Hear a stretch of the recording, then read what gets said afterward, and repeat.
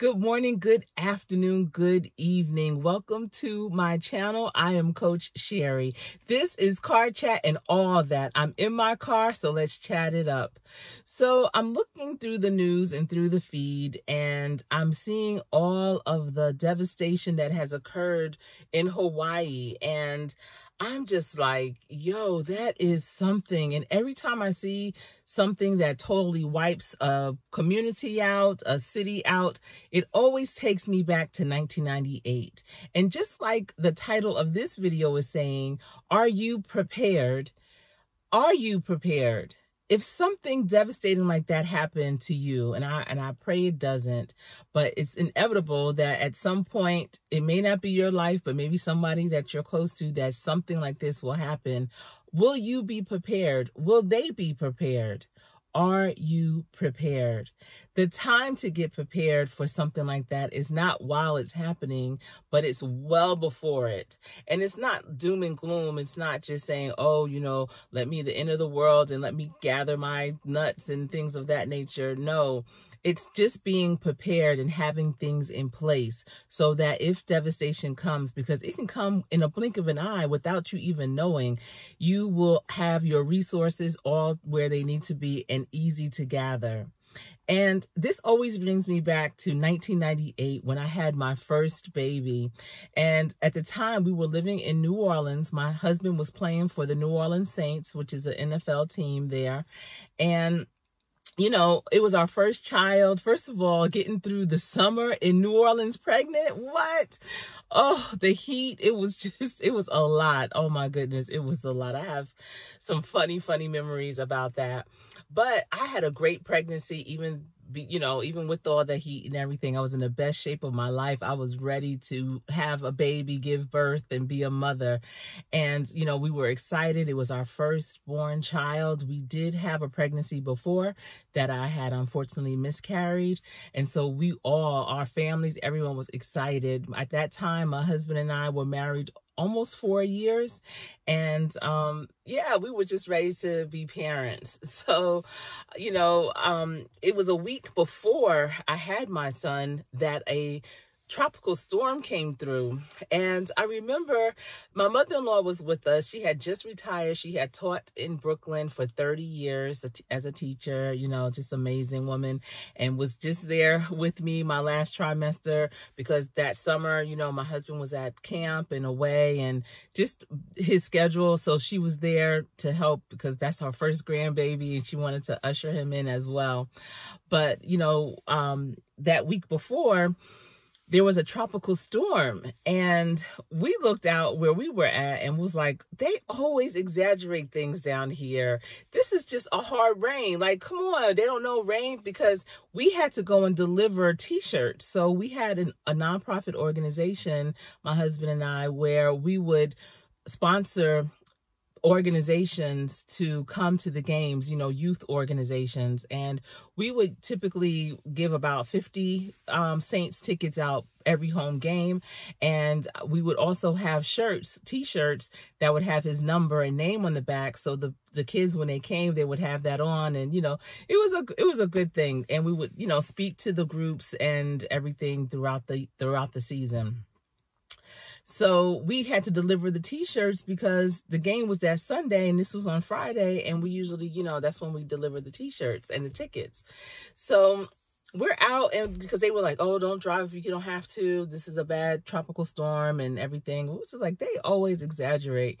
So we went out and we had to go down into New Orleans. We lived out on the outskirts of New Orleans in a small town called Kenner, which is actually not too far from the airport. So if ever you fly into New Orleans, that's Kenner, Metairie area. So when we get into New Orleans, the water was so high. It was unbelievable how high the water had risen on the streets. There were many streets we couldn't drive down. I mean, the water was up over the tires. We were just really lucky, blessed, fortunate to get out of there with the car unscathed, because easily it could have overtaken that car and maybe washed us somewhere, or, you know, messed up the engine or anything, but it didn't. But it was just like, what in the world? This is serious. So from that point on, we definitely took, you know, any kind of weather thing that they said was going to happen seriously. But all I can think of was, this doesn't happen where I'm from. You know, I'm from New Jersey, and we have blizzards, snow blizzards and snowstorms and things like that. But when it comes to rain, we don't have it like that. We don't get the flooding and things of that nature. So, and I'm sure there are parts of New Jersey that does get that, but we didn't where I was from. So I wasn't used to any of that. So, you know, we did what we had to do. We were able to get all the t-shirts delivered, all the tickets delivered, and we just kept on about our day. Now, at that time, my due date wasn't for another 2 weeks. But again, I was doing really good. I worked out every day. I was in great shape, great health, only gained 20 pounds. Everything was wonderful. So I was all good. So that next Friday, that next Thursday night, I actually went into labor. And so I went to the hospital, and my son was born that Friday morning. My husband and my mother-in-law were in the delivery room with me, had a great delivery, no issues, no medicine, just push, and he was out. It was like nothing. It was like a walk in the park for me. It really was. I was very blessed to not have a challenging labor for any of my 3 children. I didn't have to take any pain medicine at the afterwards. I was great. And so, you know, it was a Friday, and after I had him about like 9 or 10 o'clock in the morning, something like that. After my husband found, you know, we were all situated and settled. My mother-in-law was still at the hospital with me. They actually brought a bed in for her. My husband eventually went to the stadium because, you know, preparing for the game that Sunday. They actually were going to Indianapolis to play the Colts. And so we were in the room, and I'm thinking, you know, this is my first child. I don't know. I'm thinking, okay, you know, I'm going to stay in the hospital for a couple of days. It's going to be, you know, they're going to teach me how to take care of my baby, because believe it or not, when I had my son, that's the first, like, diaper I've ever changed. That's the first baby. Yes, I do have a niece and nephew that are 4 years older than my son, but I never really changed their diapers because they lived in New Jersey and I always lived someplace else. I would go back home and visit and see them and be with them, but I never had to be that auntie that took diapers and did all that. So at any rate, we were in the hospital. Everything was all good. My husband came back after practice and made sure we were straight. He came back that Saturday morning and made sure we were good. And he was going out with the team. They fly out on Saturdays. So he was just like, okay, you know, you good and everything. Now, mind you, I'm calling the other wives, letting them know I just had my baby, and because I was a week early, and just letting them know, y'all, I had the baby. You're going to come to the hospital? They was like, girl, we are going to Houston. We're going to Atlanta. We leaving town. I said, what? Why are you going there? And they said, because there's a storm coming. And I was like, a storm? I hadn't even heard of any storm coming, nothing. All I knew was that tropical storm the week before. And so I was like, what's going on? But I felt safe because I was in the hospital. So I'm like, you know, at least I'm in the hospital, so I'm straight. And my mother-in-law went home and to our house because we had a dog as well. So between her and my husband, they were, you know, back and forth. But since my husband was leaving, she was going back to be with our dog, who was our trial baby. We had a boxer at the time. Dino was his name. And so, you know, she went there, and then I guess she had been communicating with my husband. And mind you, this is 1998, so it's not like everybody had a cell phone, and, you know, communicating was not as seamless and just on the spot as it is right now. And so they were discussing that she would take my dog to the vet to get his shots and fly him to New Jersey. And I actually was making the flight arrangements and everything, so he could go to my parents. And then she was going to come to the hospital and stay in the hospital with me because our neighborhood was recommended to evacuate. Like, they recommended that we leave. And that's because we lived near Lake Pontchartrain. So our neighbors across the street, you know, they had their backyard, but then when you walk up, there was a path. It was like a jogging, walking greenway path. And that walk up the hill, that was then there was a wall, and around that wall on the other side was Lake Pontchartrain. So you hear me, I'm saying we walked up to the lake. And so and our house was a ranch. So, you know, they were like, if this becomes a hurricane, because they were calling it a hurricane, Hurricane George, they called it, you know, it could devastate this area. So people were, you know, they told them, we recommend you, you know, leave. So my mother-in-law tried to take my dog to the vet and to the airport. She got him to the vet, but it was so much traffic, she couldn't get him to the airport in time to make the flight. And back then, this is before 9/11. Let me tell you, you could do some crazy things with the airplane. I know you're probably like, how is a dog going to fly by himself? What? But it was going to work out. We was going to make that work. And so, she came to the hospital, but she didn't get to the hospital till the evening. It was like 5 or 6 o'clock in the evening. And the nurses came and the doctor came in to check me, and they were like, how you feel, Miss Jones? And I said, I feel good, you know? And they were like, okay, well, we're going to have to discharge you. And I was like, what? Discharge me? Wait a second. You know, I don't know anything. I thought I was going to be able to stay a couple of more days. They was like, no, because since you're doing well, apparently it's like when you fly in an airplane, you can't fly after a certain trimester because your the pressure can bring down your labor, you know, and so that's how it is even with the weather. If you are late in your pregnancy, the weather can bring down your pregnancy. So they were having women that were 8 and 9 months pregnant to just come to the hospital. And so being that I was good, they were like, they basically needed my room. And I was just like, what? And so they would, you know, and quickly teaching me as I'm dressing and everything, how to take care of his circumcision, how to take care of his navel, how to do all these things, because he just got circumcised that morning. And as they were doing this, I'm crying, you know, and my mother-in-law comes in with a pillow and was like, what's going on? Meanwhile, I didn't know she had my dog in the car in the parking deck of the hospital. Since she couldn't get him to the airport and she was on her way to the hospital, she just brought him to the hospital and was like, I'm going to keep him in the car, and then I'll just be back and forth from the room to the car, making sure he's straight and everything. Like, y'all, this is the craziest thing I know.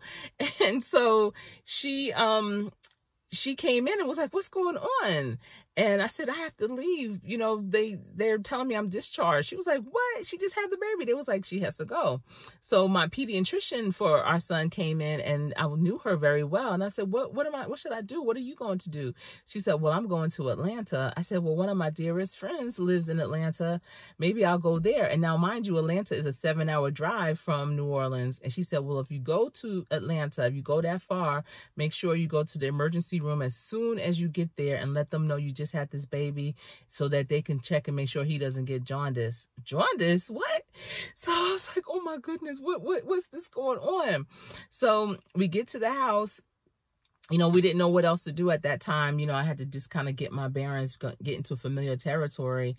We get to our house, and for some reason, our neighbors, like 3 of our neighbors, saw that we were home, and they came rushing over, and they were like, what are you going to do? Like, you just had the baby, boom, boom. And I said, I don't know. You know, I'm not from here. My mother-in-law is not from here. The closest relative or friend we have is in New Orleans. Well, actually, she had a brother in Mississippi, but he had to leave because he lived on the water. He had to evacuate. So then one of the neighbors was like, oh, well, you can come with us. We're going to Beaufort, Louisiana, to my family. And I was like, I don't know if I want to be around other people's family like that, you know? And then my other neighbor, she just built her house, beautiful home. She was like, well, I'm staying. I'm not leaving my house. And then my other neighbor, who has a 2-story house, was like, well, you can come and stay on the 2nd floor of our house. And I said, well, where are you going? He said, oh, we're leaving. And I'm thinking, why would I be in your house and you're leaving? So I was like, I don't know, like all those options sound kind of crazy to me, but let me just think about it. Let me get my head together. I couldn't reach my husband. He was at the hotel. It was game, you know, the night before the game, they have meetings. They, you know, everything is everything. He thought we were good in the hotel. So I just couldn't reach him. He wasn't thinking to call the house because he told his mother to go to the hospital. So he thinking both of us are there. My dog is flying out to New Jersey. You know, he has no clue. And so I'm in the house, and it's about 9 10 o'clock at night, and I decided to call the team chaplain. You know, we have, every team has a chaplain. The chaplain, if he's married, you know, they'll have Bible study groups for the wives, for the men, and then couples. And it makes it, you know, it gives you that point of contact and just that person that you can confide in, and just, it's a good thing. So I called the chaplain and I was like, listen, I just had my baby. I'm home. I don't know what to do, where to go. And he said, well, if you could be ready in like 30 minutes, I'm coming around with some other wives, taking them to the Superdome. And I was like, 30 minutes? I just got home. I had my baby. I don't even have everything together. I don't know. I don't think I could be ready that early. And I know some of you might be like, what, girl, you better go ahead. But I could not get myself together like that. And so he said, okay, I'm going to come back through early in the morning. If you can be ready then, I'll come swing by your house and you can follow me. So I was like, all right. So I'm gathering all my things up. I'm putting like valuable stuff up as high as I could. We have a ranch. So I didn't know. I'm just putting them up as high as I could, gathering all of our important documents, financial papers, contact information, money, pictures. The pictures was really the main thing for me. I was like, you know, let me get all of our pictures. Then I was taking, our perishable foods. We was packing that up because we had to pack up our vehicle so we can go to the Superdome. So needless to say, you know, that's a whole story. I wasn't even planning this video to be all about that. But I'm saying all this is, how prepared are you? So with Hawaii and what had happened with the fires, you know, people were not prepared. They were not warned. It just happened and they had to flee. But when that happens, what are you grabbing? You know, and I have a friend, I'm going to have her on here. I'm hopeful this weekend. She doesn't even know it. So Vashti, if you watching this, I'm inviting you to be on my channel so you can talk about the importance of having all your documents, all your important papers in one place for times such as these.